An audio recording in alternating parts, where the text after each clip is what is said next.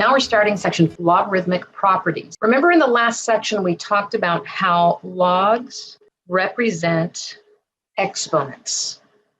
So when we're talking about these properties, they're going to follow along some of the exponent rules that we already know. Some of these properties we've already alluded to in the previous section with our examples. Number one here, log of any arbitrary base b of an argument of 1 will always be 0. That's because anything to the 0 power is 1. If the base and the argument are the same, that will equal 1. That is because any number to the power of 1 is itself. The inverse property focuses on the fact that logarithms represent exponents.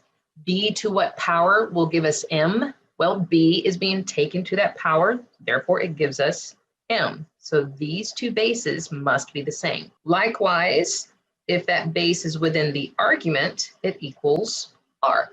There's a one-to-one property that states if you have two logarithms equal to each other and the bases are the same, then the arguments must also be equal to each other. That helps when we're solving some logarithm equations. Then we have a product rule. This product rule is based on the fact that if we have, let's say, a number x to the n times x to the m, if we multiply like bases, we end up adding their exponents. The same is true of the logarithm. If the arguments are being multiplied, we can split them up as log base b of the first argument plus log base b of the second argument. Likewise, with the quotient rule, if we had x to the power of n divided by x to the power of m like bases, then we would keep that base and subtract the exponents. So when we're dealing with logarithms, we can split up an argument that's being divided using subtraction. So that would give us log base b of m minus log base b of n. Also with power rules, with exponents, if we had x to the n taken to the power of m, in other words, an exponent to an exponent, we multiply those exponents, x to the n minus m.